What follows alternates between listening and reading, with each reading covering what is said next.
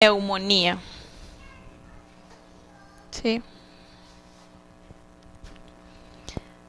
La neumonía es otro de los temas bastante frecuentes en este capítulo, en esta especialidad, que es neumología. Y vamos a empezar a explicar primero la fisiopatología. ¿Ok? Van a haber varias vías de infección por la cual se va a causar esta patología, la neumonía. ¿Okay? Una de ellas va a ser la vía inhalatoria, que es la que estamos observando, por ejemplo, en imágenes. Otra de ellas, la microaspiración, que es debido a gérmenes que se encuentran en la cavidad oral, o gérmenes que se encuentran colonizando la orofaringe. Otra de ellas es por vía hematógena. Esta es la menos frecuente, se puede decir. Y finalmente por contigüidad. Por ejemplo, tenemos aquí los pulmones, ¿verdad? Tenemos el diafragma, pero sabemos que en el lado derecho tenemos acá al hígado. Muchas veces, imagínense que tenemos a nivel del hígado un absceso o un quiste o un proceso inflamatorio en general que se puede estar generando en el hígado, y observamos de repente que en los pulmones hay también la presencia de una infección que coincidentemente va a ser el mismo patógeno que está produciendo acá el proceso infeccioso. ¿Qué pasó? Estos patógenos que estaban aquí produciendo una infección a nivel del hígado, ya sea por un absceso, por lo que sea, etcétera, van a pasar por contigüidad hacia los pulmones, atravesando el músculo diafragma, y van a provocar, o pueden provocar también, una neumonía o otras patologías respiratorias como un derrame pleural incluso. Empezamos entonces. Por cualquiera que sea la vía por la que ingresan estos patógenos, van a llegar hacia los pulmones, específicamente a nivel de los alvéolos. ¿Y qué va a pasar aquí? Va a pasar por diferentes etapas.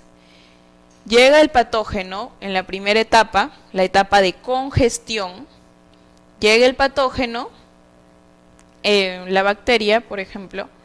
Por ejemplo, llega una bacteria gram positiva, que son las más frecuentes, los causales más frecuentes en las neumonías más comunes, como son las neumonías adquiridas en la comunidad. Llega una bacteria hacia el alvéolo y sabemos que a nivel del alvéolo no solamente va a recibir aire y se queda allí, tenemos varias células, entre ellas una célula de defensa que va a ser el macrófago alveolar. Este macrófago alveolar va a fagocitar a esta bacteria que va a ingresar con polvo, como sea que haya ingresado la bacteria aquí al alvéolo. La va a fagocitar y va a empezar todo el proceso inflamatorio. ¿Qué pasa? Ya habíamos dicho que las células empiezan a migrar de los vasos sanguíneos hacia el lugar de la inflamación. Por lo tanto, vemos una migración de células inflamatorias a partir de los capilares alveolares hacia el alvéolo, hacia el saquito alveolar. ¿Y qué vamos a tener aquí? Un proceso inflamatorio en la primera etapa, y eso se va a producir dentro de las primeras 24 a 48 horas. ¿Qué pasa luego? Entre el segundo y cuarto día, ese proceso inflamatorio se empieza a consolidar. ¿Qué quiere decir esto? Que a nivel del alvéolo se ha dado todo el proceso inflamatorio y además también por la migración de algunas células inflamatorias vamos a ver también que ha habido migración o infiltración de algunas células sanguíneas, como son los eritrocitos en este caso.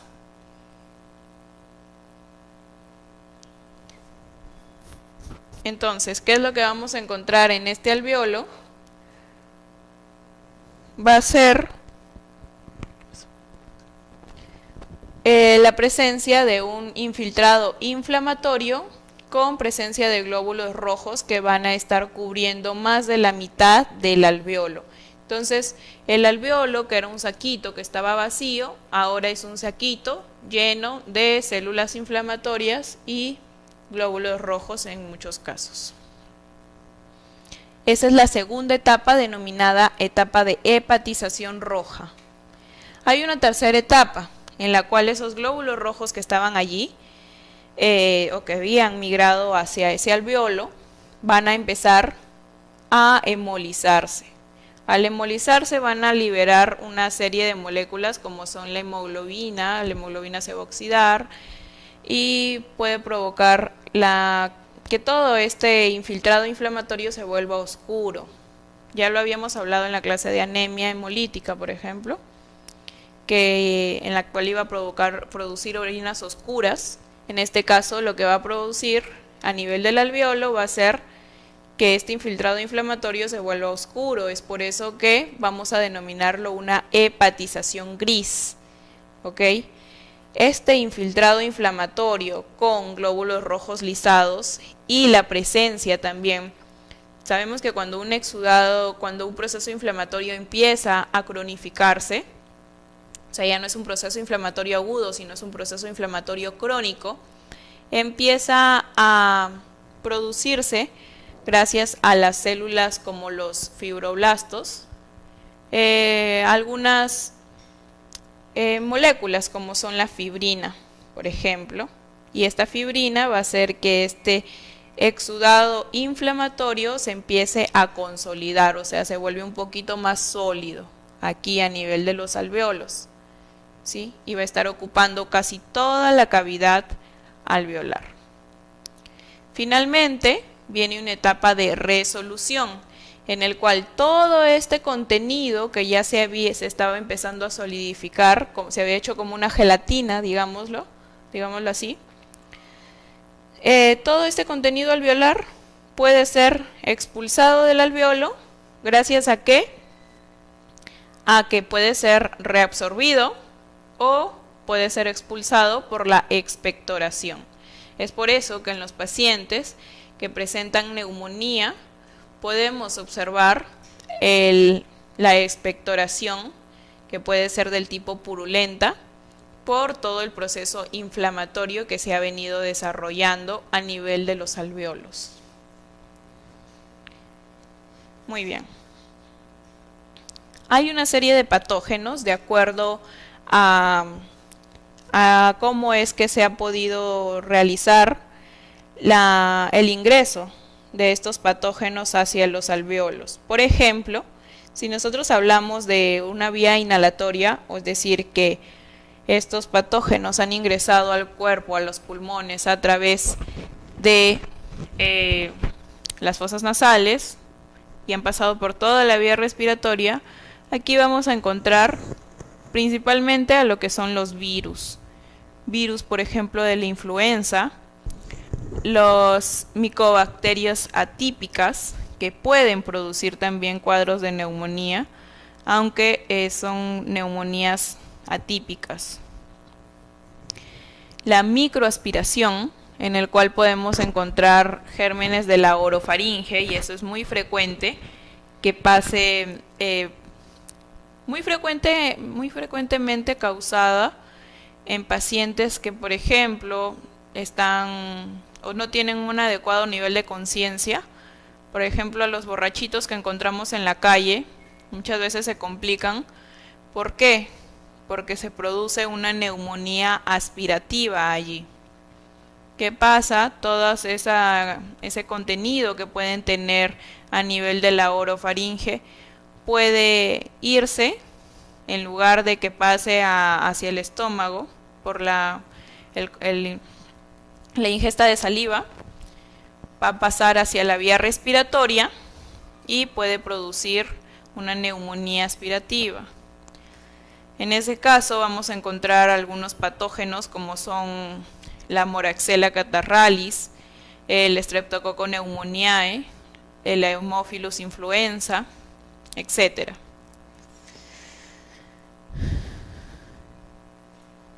¿Cómo clasificamos nosotros la neumonía? Se puede clasificar de varias formas, pero la más frecuente va a ser clasificarla en una neumonía adquirida en la comunidad y una neumonía intrahospitalaria.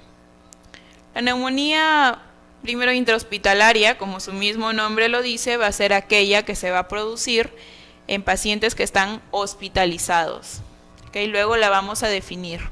Mientras que la neumonía adquirida en la comunidad es aquella neumonía que se produce, digamos, en el ambiente común en el cual se está desarrollando el paciente. Esto incluye también algunos centros, por ejemplo en los asilos, vemos que muchas veces los pacientes adultos mayores desarrollan un cuadro de neumonía, pese a que ellos reciben cuidados adecuados de salud, ¿ok? Muchas veces a estos pacientes que reciben cuidados de salud y que desarrollan aún así un cuadro de neumonía, se les denomina una neumonía asociada al cuidado de la salud, así se le denominaba antiguamente, pero ahora estos cuadros de neumonía se encuentran dentro de la clasificación de neumonía adquirida en la comunidad. ¿Cómo definimos entonces a la neumonía? La vamos a definir como un proceso inflamatorio en el parénquima pulmonar causada por un agente infeccioso, que cuando afecta a la población en general se puede denominar una neumonía adquirida en la comunidad, para diferenciarla de aquella neumonía intrahospitalaria que se va a producir en pacientes hospitalizados. Tiene un amplio espectro etiológico y este va a ser distinto dependiendo del tipo de neumonía del que estemos hablando.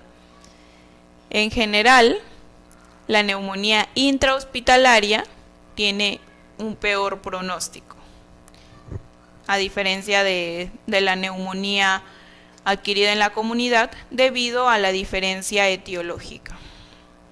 Entonces vamos a empezar hablando de la neumonía adquirida en la comunidad. ¿Sí? ¿Cuál va a ser la etiología? ¿Cuáles van a ser los patógenos más frecuentes en este tipo de neumonía? Vamos a verlo por edades, ¿ok?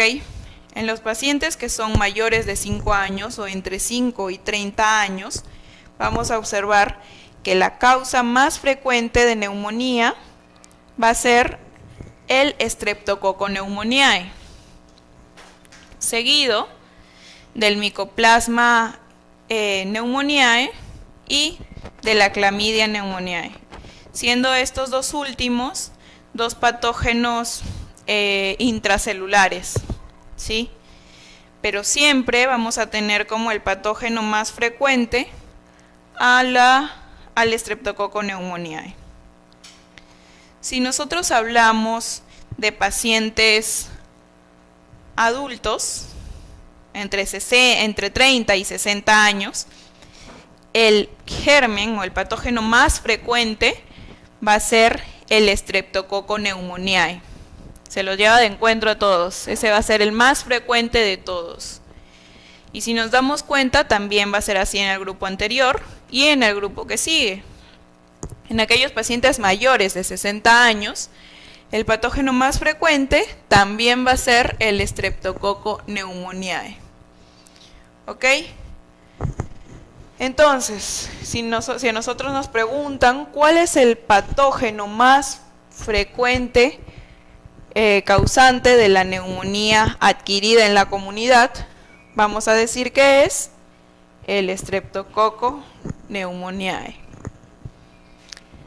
El segundo más frecuente en los adultos mayores va a ser el Haemophilus influenzae y la Legionella pneumófila.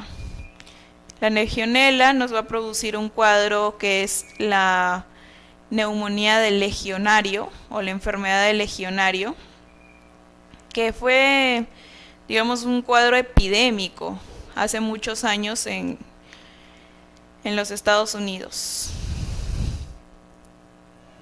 Y es muy frecuente que se dé en pacientes adultos mayores o inmunosuprimidos. Si nosotros hablamos de infantes, o sea, de pacientes de 1 a 3 años o de 4 a 5 años, lo que vamos a encontrar como patógeno más frecuente van a ser a los virus respiratorios. Estamos hablando de rinovirus, adenovirus, van a ser los más frecuentes causales de una patología respiratoria, en este caso de la neumonía. ¿Okay? En segundo lugar, aquí recién vamos a encontrar al Streptococcus pneumoniae. ¿Cuáles van a ser las manifestaciones clínicas de la neumonía adquirida en la comunidad? En primer lugar, vamos a tener un paciente que llega con fiebre, con mal estado general. Paciente de repente empieza a alterarse su estado de conciencia. Esto pasa muy frecuentemente en los adultos mayores. Muchas veces los adultos mayores no desarrollan un cuadro con fiebre, tos, expectoración, como si lo desarrolla un adulto normal, ¿no? Los adultos mayores a veces lo único que presentan es un mal estado general. ¿A qué se refiere? Empiezan a de la nada empieza a alterarse su estado de conciencia, se vuelven somnolientos, a veces están confusos, o simplemente están cansados todo el tiempo, no tienen ganas de hacer las cosas como antes, y los llevan al médico, los examinan y encuentran que tiene un cuadro de neumonía. Pero ¿cuáles van a ser los síntomas, los signos clínicos más frecuentes que se van a encontrar en un cuadro de neumonía? Uno de ellos va a ser la tos con expectoración. Esta expectoración puede tener varias características dependiendo del patógeno que se puede encontrar.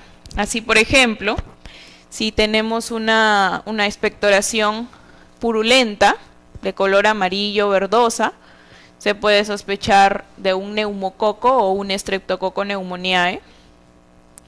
Si tenemos, bueno, a eso también se le denomina una expectoración herrumbrosa.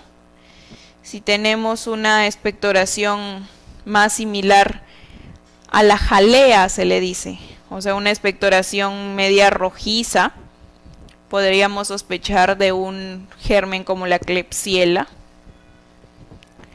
Entonces, dependiendo del tipo de patógeno que puede estar afectando, que puede estar desarrollando la neumonía, vamos a tener la expectoración o el coloración de la expectoración en ese caso. En otros tipos de neumonías,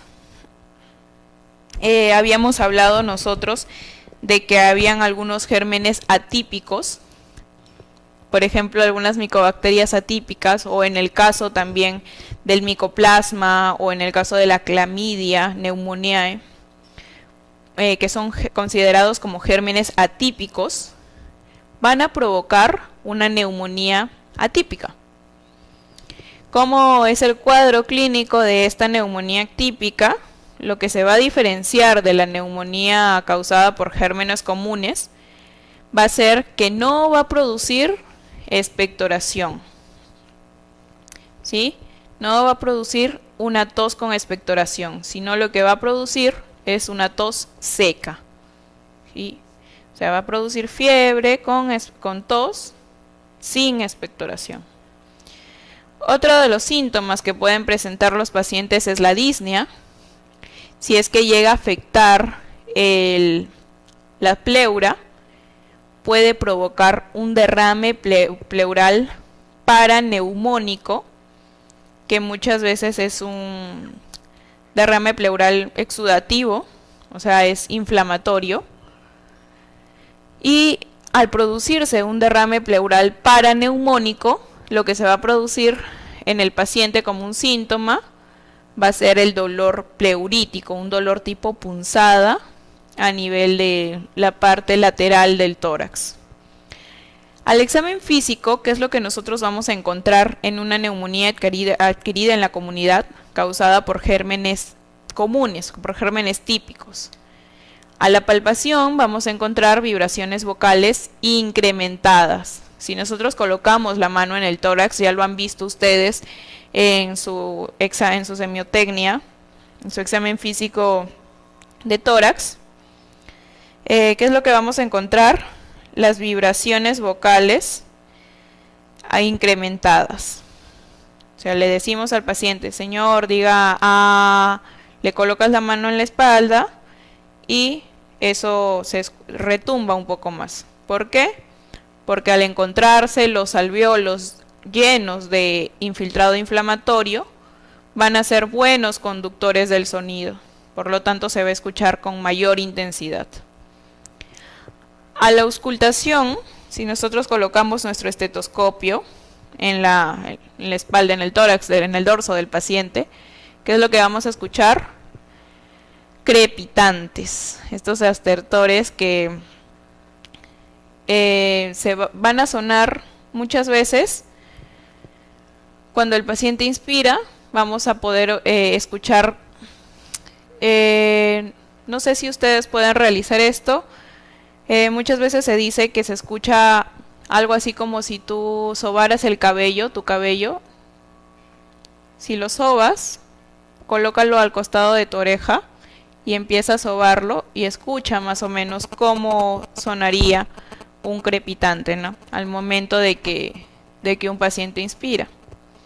También se puede presentar un soplo tubárico en el caso de que, por ejemplo, haya un paciente que tenga una complicación de la neumonía, que pueda desarrollar una cavitación de la neumonía. Esto muchas veces pasa cuando la neumonía es causada por un estafilococo, o puede haber una pectiroloquia o una pectiroloquia áfona también.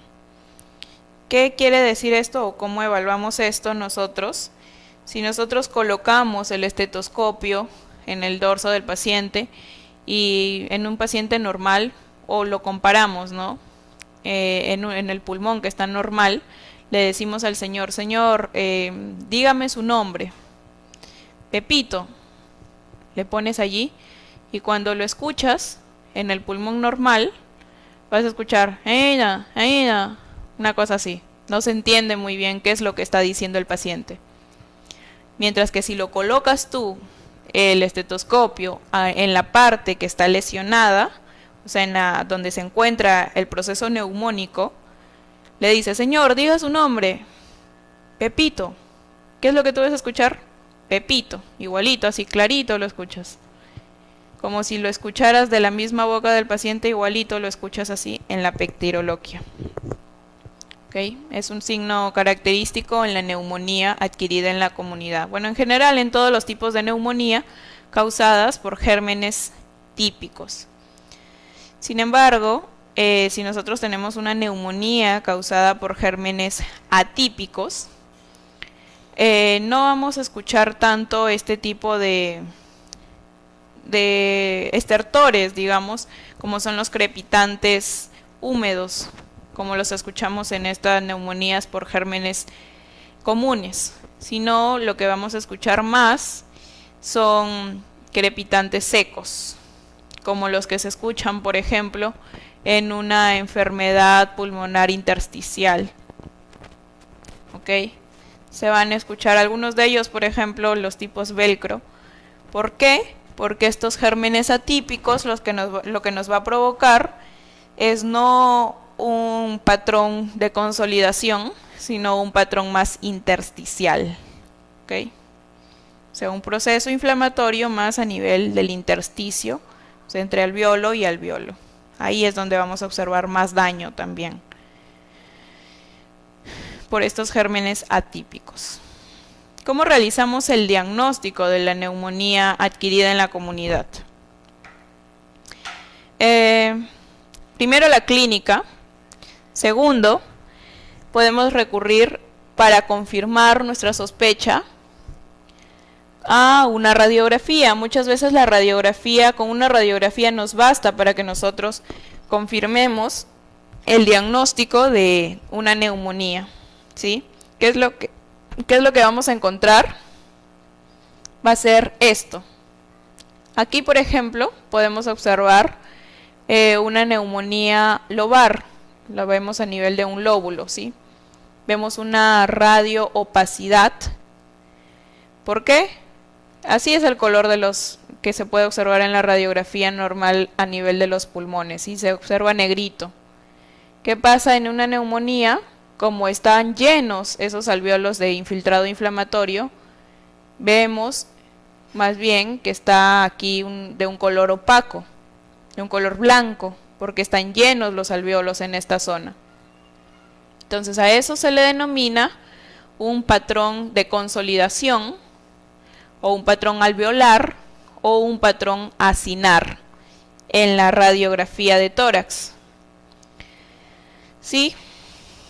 También, como nosotros encontramos a los alvéolos llenos, normalmente lo que nosotros observamos, aquí es lo que se puede observar aquí, por ejemplo, es que como están, lo normal es que se encuentren llenos de aire, y el aire no se observa, no produce ninguna imagen en la radiografía, ¿ok? Entonces no podemos ver acá nada de lo que son los bronquiolos ni los alvéolos, porque todo es aire. Pero ¿qué pasa aquí? Están llenos solamente los alvéolos, pero los bronquiolos están libres. Entonces muchas veces se puede observar una columna, una pequeña columna de aire. O sea, observamos estos alvéolos que están llenos, por eso se observa todo opaco, pero a veces observamos unas pequeñas columnas de aire, así, una línea que es negrita, en medio de todo eso blanco que hay. ¿Cómo se le denomina eso? El broncograma aéreo. Son algunos signos que se pueden encontrar en la radiografía de tórax en una neumonía. Sin embargo, si nosotros no estamos seguros, podríamos solicitarle una tomografía de tórax siempre y cuando no estemos tan seguros en nuestro diagnóstico, que pasa rara vez, o nosotros queremos evaluar si hay algún tipo de complicación de esta neumonía, porque sabemos que la radiografía solamente nos va a dar un solo corte y lo vemos así. Esta es una postero-anterior y la vemos plana. En cambio, una tomografía nos va a dar varios cortes del pulmón y podemos observar todos los lóbulos pulmonares. Entonces podemos observar si es que puede haberse desarrollado un absceso pulmonar o una caverna en alguno de los lóbulos que no estamos observando en esta radiografía. Entonces, si queremos descartar algún tipo de complicación de una neumonía, podríamos solicitar una tomografía. Si sacamos nosotros un hemograma a este paciente, usualmente lo que vamos a encontrar es leucocitosis, leucocitos elevados en estos pacientes, ¿ok? Y en algunos casos, ya si es que nos parece que hay algún tipo de coloración extraña, y si queremos determinar cuál ha sido el germen causal de esta neumonía, podríamos realizar un cultivo de esputo para determinar cuál es el germen o cuál es el patógeno que está causando la neumonía en este tipo de paciente. ¿De qué nos serviría eso? Si nosotros determinamos cuál es el agente causal de esta neumonía, podríamos dar un tratamiento más direccionado hacia ese patógeno causal. Porque muchas veces pasa que lo más frecuente, ya hemos dicho, en una neumonía adquirida en la comunidad es que se dé por un Streptococcus pneumoniae. Pero llega un paciente, tú le das su tratamiento, le das penicilinas, amoxicilina, y no mejora para nada. Ceftriaxona no mejora para nada. ¿Qué pasa? Que esa neumonía no era causada por un estreptococo, sino por una Klebsiella, por un estafilococo resistente, y no está reaccionando a los antibióticos que tú le das porque esos antibióticos no son los adecuados para el patógeno que está causando la neumonía. Entonces nos podría servir un cultivo de esputo para que veamos a qué antibióticos son sensibles esos patógenos causales de la neumonía. Ahora, es importante que evaluemos cuál puede ser la severidad de esta neumonía en los pacientes. Especialmente es lo que nos va a decir cómo nosotros vamos a tratar a un paciente, ¿sí? Para eso tenemos a un score de severidad denominado el CURT 65. ¿Qué quiere decir CURT? Es un acrónimo. La C de confusión, si hacemos una evaluación por escala de Glasgow, vamos a ver que este paciente puede no estar ubicado o en tiempo, o en espacio, o en persona, o en ninguno de los tres. Si no está ubicado, el paciente está confuso, vale 1 punto. La U significa uria. Evaluamos los niveles de uria en este paciente. Si son más de 20 miligramos por decilitro, también vale 1 punto. La R de la frecuencia respiratoria. Si es más de 30, también nos equivale a 1 punto. La B de presión arterial. Evaluamos allí si la presión arterial sistólica es menos de 90 o si la presión arterial diastólica es menos de 60, es decir, está en hipotensión. Si el paciente está en hipotensión, podemos decir que tiene un puntaje de 1 también. Y si el paciente tiene más de 65 años, es un criterio también de severidad para este paciente y tiene un valor de 1. Ahora, si nosotros evaluamos todas estas características en un paciente, vamos a sacar su score, su puntaje. Si nos da de 0 a 1 punto, el tratamiento que deberíamos darle a este paciente debería ser ambulatorio.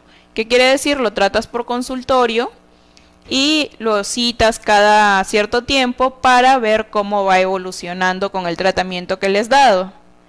Si tiene 2 puntos, lo que se recomienda es que se realice una hospitalización, la cual debe ser breve, o se debe realizar un monitoreo. ¿Qué quiere decir? Que lo puedes citar por consultorio y sin embargo lo tienes que estar reevaluando de forma más continua. O sea, lo tratas un día en consultorio y le dices, señor, venga dentro de 3 días para ver cómo va. Y si tiene algún tipo de molestia, algún tipo de complicación, empeoran los síntomas, venga por emergencia. ¿Sí? Si el paciente tiene de 3 a 5 puntos, ya se cataloga como algo severo. Es decir, que este paciente tiene un alto índice de severidad y que puede complicarse para poner en riesgo su vida. Por lo tanto, lo que se recomienda es que se dé la hospitalización para que se le pueda dar tratamiento hospitalario al paciente o se dé un tratamiento en UCI para este paciente. ¿Cuál es el tratamiento? Entonces, que se le debe dar a un paciente con neumonía adquirida en la comunidad. Dependiendo del score de severidad, vamos a ver el tratamiento ambulatorio. Por ejemplo, se puede dar amoxicilina. Es lo que más se recomienda. ¿Por qué? Porque la amoxicilina va a ir en contra del Streptococcus pneumoniae, del neumococo. Y es muy efectivo, porque este es el principal agente causal. Sin embargo, si tenemos a un paciente que no tolera la amoxicilina o algún tipo de penicilina, le podemos dar un macrólido. Macrólido como una claritromicina o una acitromicina, dependiendo de la disponibilidad, ¿no?, del fármaco. O tenemos también otra opción que pueden ser las fluoroquinolonas, en este caso el levofloxacino.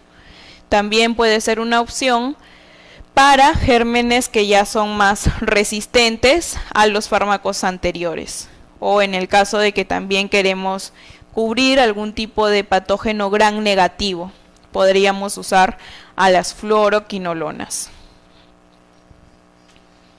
Si tenemos un paciente que debe recibir un manejo hospitalario o un manejo en UCI, ¿cuál es el tratamiento que se recomienda? Pues que se le dé cefalosporinas, en este caso de tercera generación, como son las ceftriaxonas, más un macrólido. Siempre se le tiene que dar un tratamiento combinado. Hay una cefalosporina de tercera generación, como la ceftriaxona, más un macrólido. También se le puede dar como monoterapia a la fluoroquinolona. Las fluoroquinolonas, como el levofloxacino, el moxifloxacino, o se le puede dar también un beta-lactámico que tenga acción antiseudomónica o antigérmenes gram negativos, más una fluoroquinolona. Muy bien.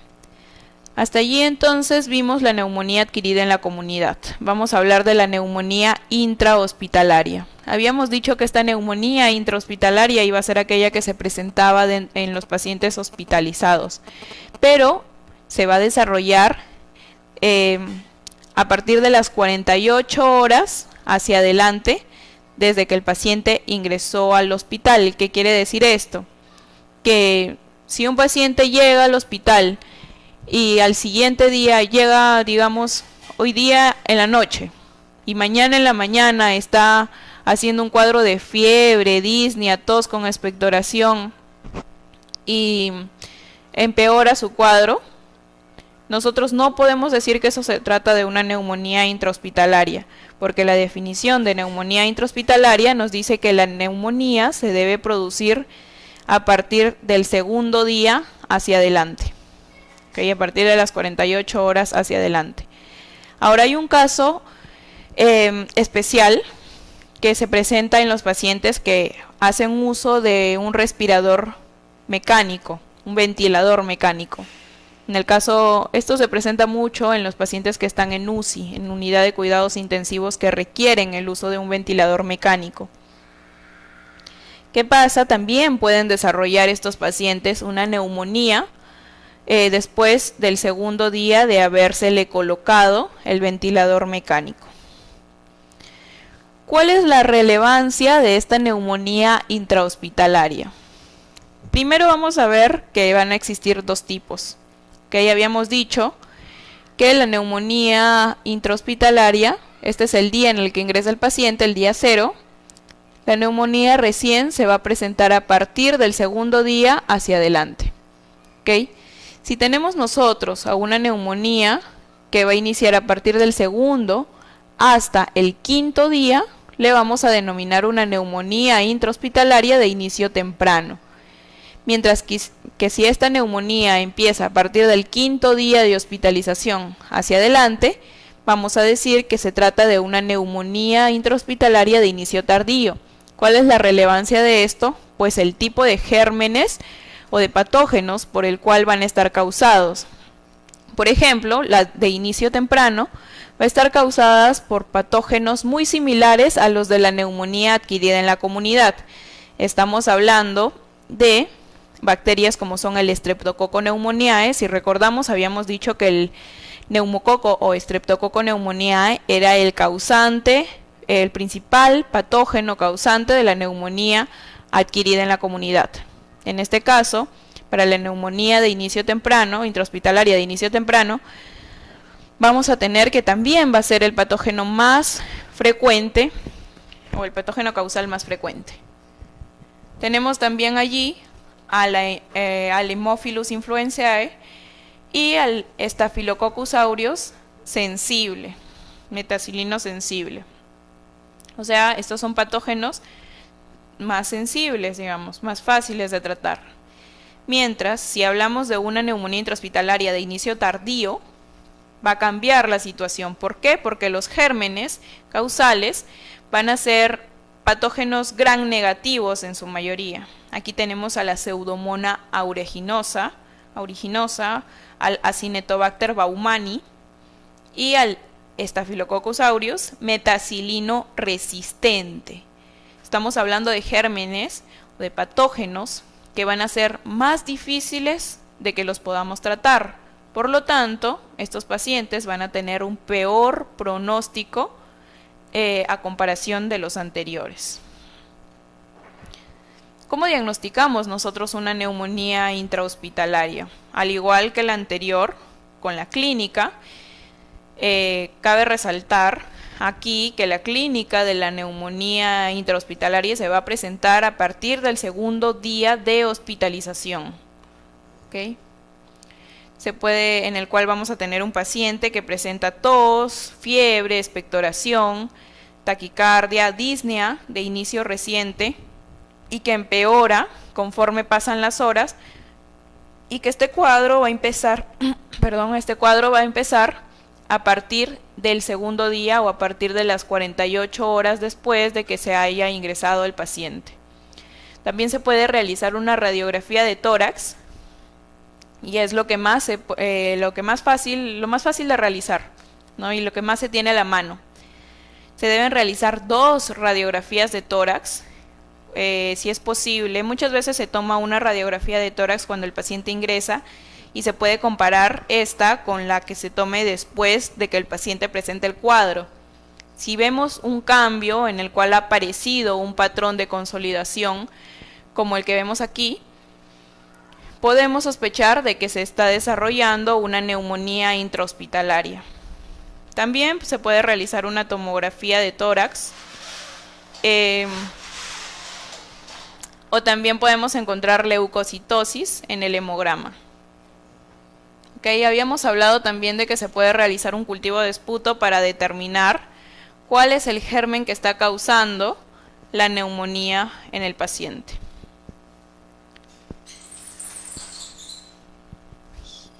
Allí está mal, esa diapositiva debería decir neumonía intrahospitalaria. Corríjanlo, por favor. ¿Cómo es el tratamiento de la neumonía intrahospitalaria? Tenemos que considerar aquí 3 factores. ¿Okay? Uno de ellos va a ser cuáles son los factores de riesgo que tiene el paciente para que la infección que se ha dado sea por patógenos resistentes. En este caso, estamos hablando de que, por ejemplo, si tenemos a un paciente diabético, sabemos que la diabetes va a ser un tipo de inmunosupresión, o pacientes que sufren de VIH, o pacientes que tienen uso continuo de corticoides, son pacientes que tienen riesgo para sufrir de infecciones por gérmenes resistentes, por ejemplo, o pacientes que reciben continuamente tratamiento antibiótico o que han tenido ya cuadros de neumonía previos. Esos son pacientes que tienen riesgo de desarrollar una neumonía por patógenos resistentes. ¿Sí? También hay que considerar la epidemiología local. Cada uno de los hospitales, incluso cada una de las salas de hospitalización en las que se encuentre el paciente, va a tener un tipo de germen más prevalente, se puede decir así. Es decir, si nosotros vamos al hospital X, vamos a encontrar como germen más frecuente a la Pseudomonas aeruginosa. Mientras que si vamos al hospital Y, vamos a encontrar como germen más frecuente al Acinetobacter. Entonces es muy importante que determinemos cuál va a ser la epidemiología de ese hospital o del lugar en el cual está hospitalizado. El tiempo que lleva hospitalizado el paciente previo a la aparición de la neumonía, porque sabemos que mientras más tiempo lleve hospitalizado, ha recibido gran cantidad de antibióticos para el cuadro por el cual haya llegado y tiene más riesgo de desarrollar infecciones resistentes.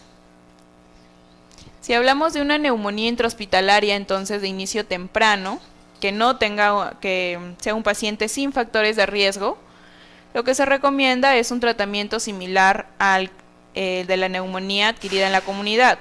Estamos hablando de una cefalosporina de tercera generación, como la ceftriaxona, más puede ser una fluoroquinolona, o también podemos darle un betalactámico acompañado de un inhibidor de las betalactamasas, por ejemplo una amoxicilina más ácido clavulánico.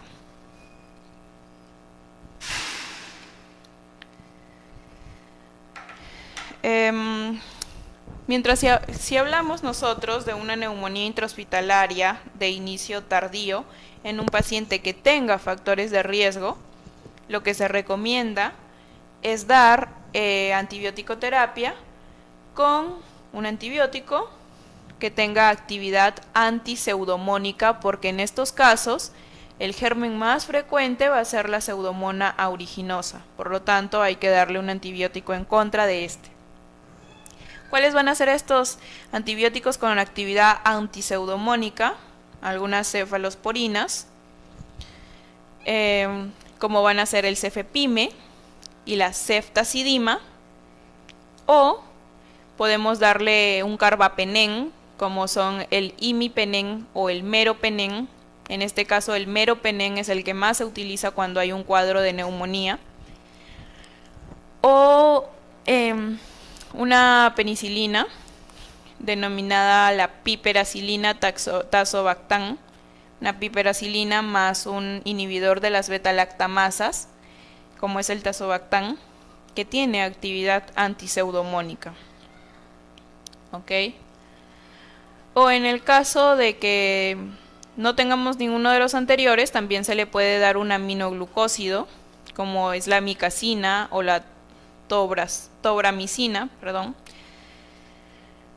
o una fluoroquinolona, como es el ciprofloxacino, que tiene actividad también antiseudomónica, o levofloxacino en su defecto. Mientras si estamos hablando nosotros de una infección por Staphylococcus aureus metacilino resistente, que cabe resaltar aquí que el cuadro que va a causar es una bronconeumonía, es decir, muchas veces esta neumonía va a afectar a los dos pulmones y va a generar, digamos, patrones de consolidación, pero de forma parcheada. ¿Qué es lo que vamos a encontrar aquí? Como si tuviésemos bolitas, unas motas a nivel del pulmón. Es lo que observamos en la radiografía. Y muchas veces puede provocar una neumonía necrotizante, o sea, produce cuadros bastante severos de neumonía en estos pacientes. Por lo tanto, es importante que lo tratemos adecuadamente. Y el tratamiento para un Staphylococcus aureus metacilino resistente puede ser la vancomicina o el linezolid en otro de los casos, ¿no? Si tenemos una neumonía asociada a ventilador mecánico, podemos utilizar, o lo que se está utilizando ahora, lo que más se recomienda es el uso de antibióticos nebulizados, como los que observamos allí en la pantalla, o de colistina. La colistina va a ser más para gérmenes gram negativos, como por ejemplo la Pseudomonas o el Acinetobacter, más frecuentemente usado para el Acinetobacter multiresistente. Entonces tenemos nuestra diapo de consolidación aquí. Empezamos. ¿Cuáles son las etapas de la neumonía? Primero, la etapa de congestión, donde va a tener un infiltrado inflamatorio dentro del alveolo. En segundo lugar, vamos a tener a la hepatización roja, la hepatización gris y finalmente a la resolución. ¿Cuál es el microorganismo más frecuente en la neumonía adquirida en la comunidad?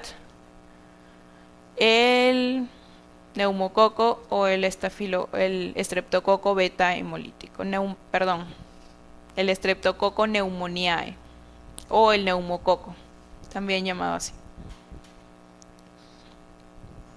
Examen físico de tórax en la neumonía adquirida en la comunidad o en cualquier tipo de neumonía. ¿Qué es lo que vamos a encontrar? al examen físico, los crepitantes y las vibraciones vocales aumentadas. ¿Cómo realizamos el diagnóstico de neumonía? Es clínico radiológico. Vemos un paciente que presenta tos, fiebre, expectoración, disnea, y si le sacamos una radiografía encontramos un patrón de consolidación. Entonces tenemos el diagnóstico clínico radiológico en estos pacientes. ¿Cómo definimos nosotros una neumonía intrahospitalaria? Como aquella que se ha presentado a partir del segundo día en pacientes que están hospitalizados, ¿no? En el tratamiento de la neumonía intrahospitalaria, ¿qué es lo que tenemos que tener en cuenta?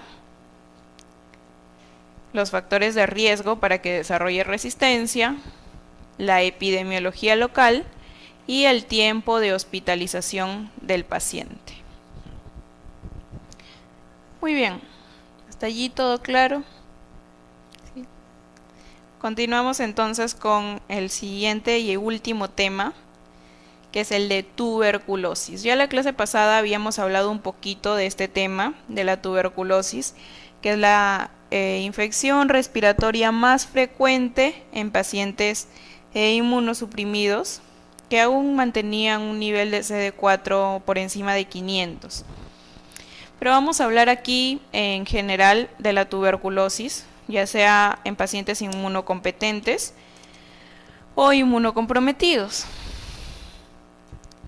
Entonces empezamos viendo la fisiopatología, qué es lo que se va a presentar en un paciente con tuberculosis. Ya habíamos mencionado algo la clase pasada, de que lo que se iba a dar primero iba a ser una primoinfección, ¿verdad?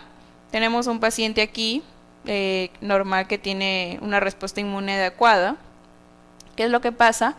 Va a estar en contacto con el Mycobacterium tuberculosis. Muchas veces nosotros estamos en contacto sin darnos cuenta con este patógeno. ¿Por qué?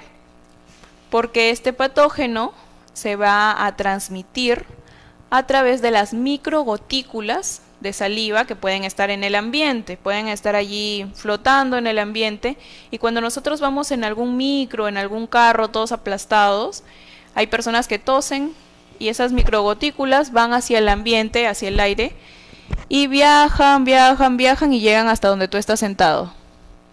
Entonces esas microgotículas ingresan por tu vía respiratoria, llegan hacia el pulmón, pero en el pulmón ya habíamos dicho nosotros que tenemos nuestros mecanismos de defensa, como los macrófagos alveolares y otras células del sistema inmune, que van a tratar de defendernos contra este patógeno. Entonces, ¿qué es lo que pasa? Primero, se controla esta infección. ¿Cómo se controla?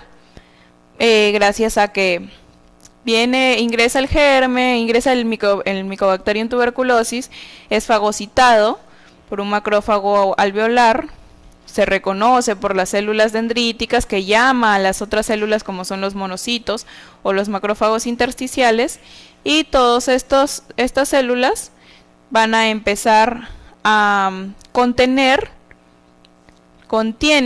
al Mycobacterium tuberculosis y forman un denominado granuloma, ¿sí? ¿Qué es lo que encontramos aquí? Un granuloma. Y de esa forma van a contener la infección por el Mycobacterium tuberculosis. ¿Ok? Inicialmente nosotros vamos a poder observar esto como un pequeño nodulito calcificado en una radiografía en un paciente que aparentemente está sano. Podemos observar, digamos, este tipo de nodulito calcificado, ¿sí? Podemos observar también que hay la presencia de algunos, cuando tenemos, digamos, acá la infección por el Mycobacterium tuberculosis, no solamente se va a quedar a nivel del parénquima pulmonar, sino también se puede diseminar hacia los nódulos linfáticos. Si hay una infección de los nódulos linfáticos, podemos también observar nódulos linfáticos comprometidos. Pero si la inmunidad de este paciente es adecuada, se va a tratar de contener la infección en ese punto, en ese nódulo nada más infectado. ¿Ok? Nosotros cuando lo observamos esto en un tipo de, en una radiografía, por ejemplo, y observamos solamente un granuloma calcificado, podemos decir que se trata de un complejo de Ghon. ¿Sí? Mientras si lo observamos así calcificado, junto con un nódulo calcificado, se le denomina el complejo de Ranke.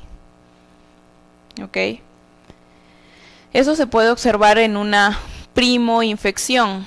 O sea, el paciente no ha desarrollado la enfermedad. ¿Por qué? Porque la inmunidad de este paciente es un paciente inmunocompetente, esa inmunidad está bien desarrollada, por lo tanto ha contenido la infección por el Mycobacterium tuberculosis. ¿Qué pasa si este paciente de alguna forma bajan sus defensas? Porque no come bien, porque el paciente empieza a sufrir de alguna enfermedad, pacientes con diabetes, pacientes con hipotiroidismo, pacientes que presentan VIH incluso. ¿Qué pasa aquí?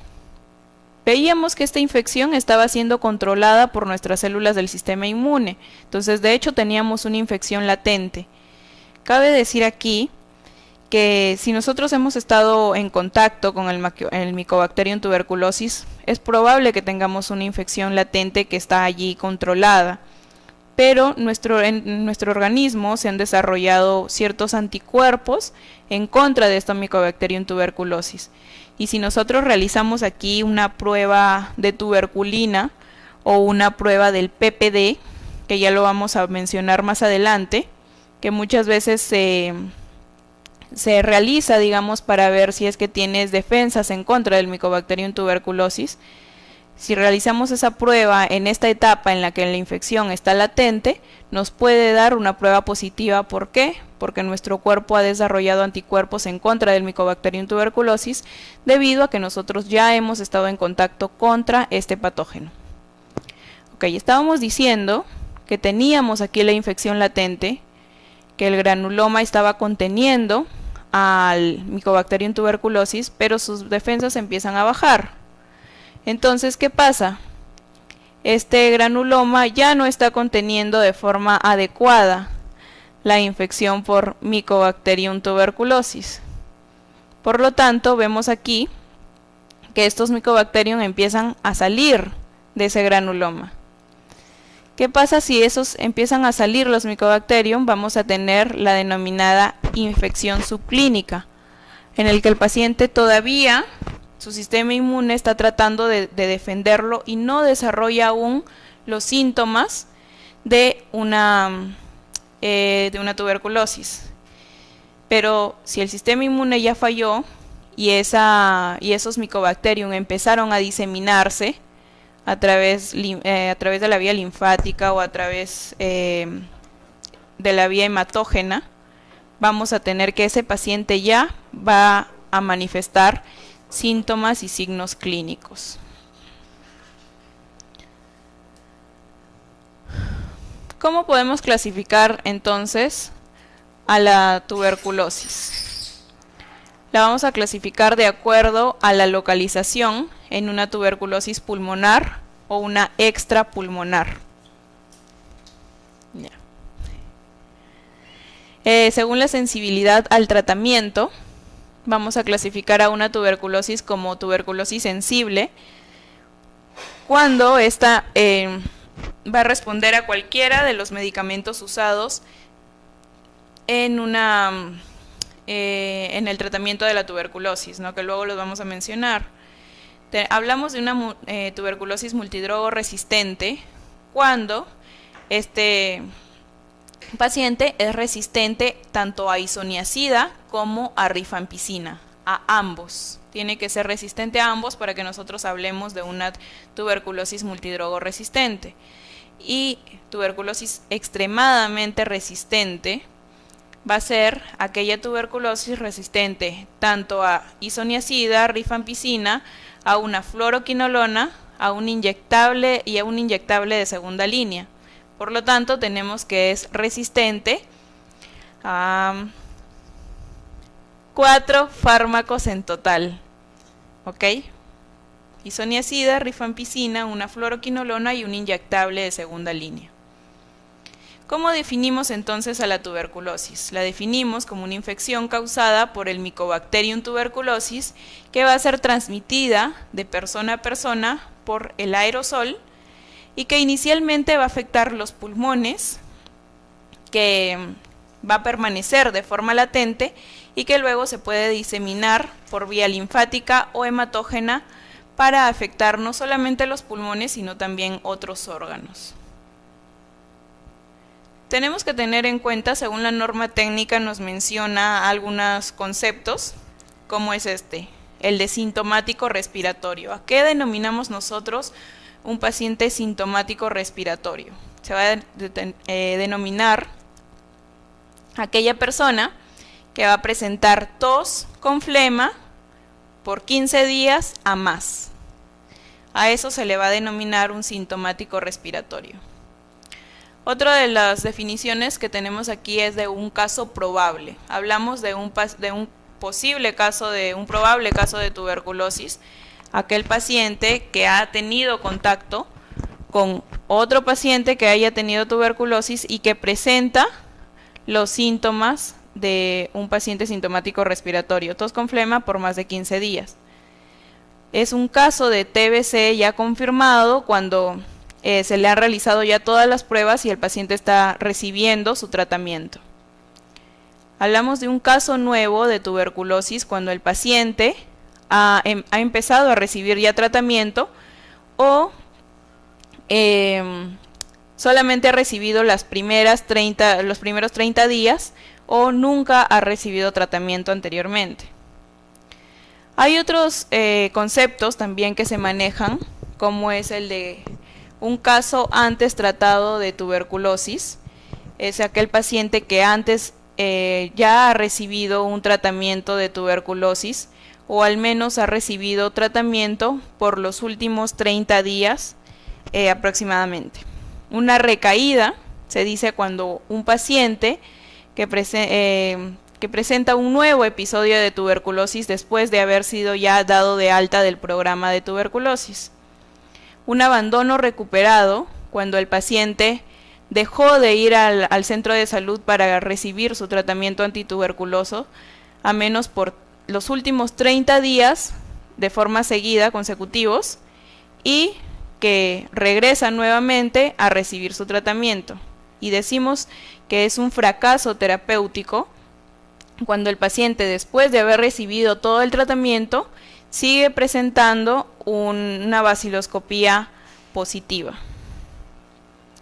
Un contacto va a ser aquel paciente o aquella persona que haya estado en contacto con una persona que tiene tuberculosis en los últimos 3 meses previos a su diagnóstico. Entonces, ¿cuáles van a ser las manifestaciones clínicas de la tuberculosis? Vamos a tener la tos con flema o tos con expectoración, fiebre, pérdida de peso, escalofríos, especialmente la fiebre y los escalofríos van a estar presentes de forma nocturna y también vamos a poder observar la sudoración nocturna en estos pacientes. ¿Cómo hacemos el diagnóstico de la tuberculosis? En primer lugar, con la clínica. Un paciente sintomático respiratorio, tos con flema, fiebre por más de 15 días. Otra de las pruebas de las que ya habíamos hablado es el PPD o la tuberculina. Esto nos puede determinar en sí una infección latente de tuberculosis o simplemente que nosotros hayamos estado en contacto con pacientes que tengan tuberculosis.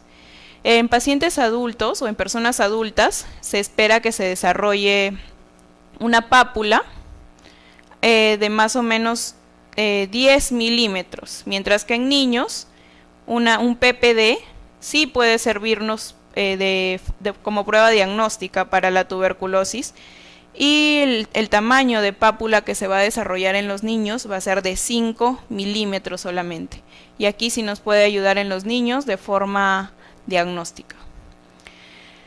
También se puede realizar una radiografía de tórax. Ya habíamos visto que las radiografías son muy útiles en las neumonías, aquí en la tuberculosis también, y frecuentemente vamos a ver lesiones a nivel de los ápices. ¿Qué es lo que vamos a poder observar? Algunas lesiones como cavernas que se van a observar allí, a nivel de los ápices pulmonares.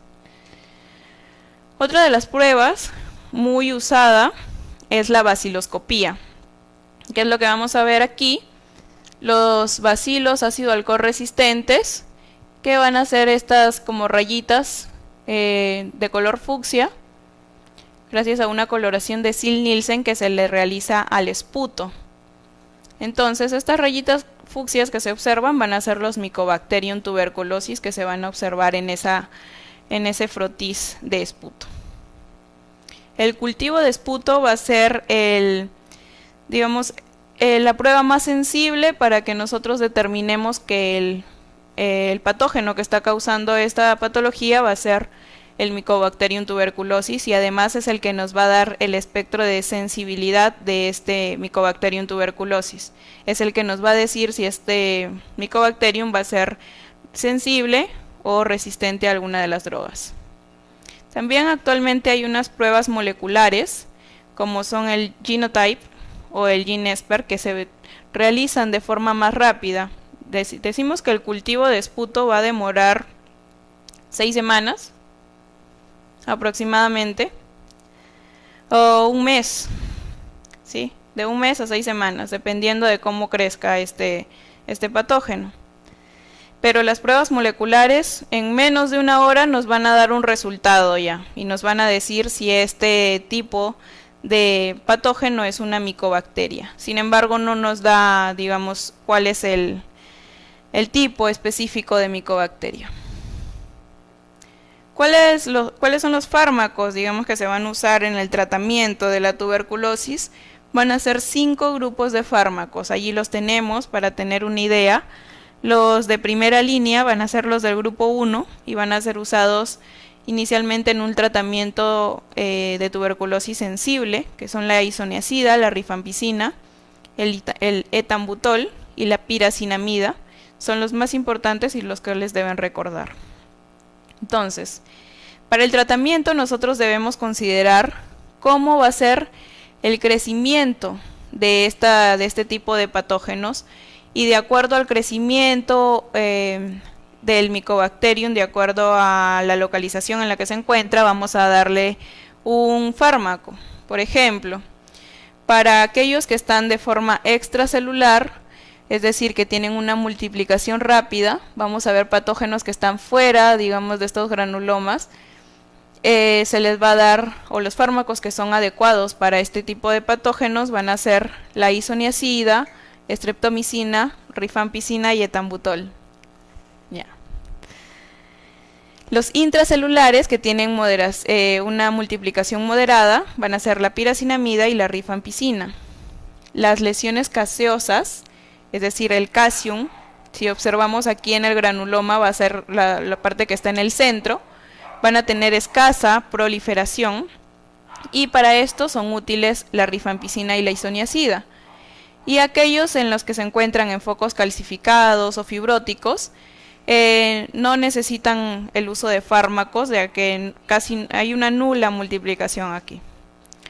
Ahora, el tratamiento farmacológico nos va a servir para 2 cosas. Según la norma técnica nos dice que una primera fase, o va a tener 2 fases. Una primera fase que nos va a servir de erradicación de todos esos patógenos que están multiplicándose de forma acelerada, y una segunda fase que va a ser esterilizante. ¿Okay?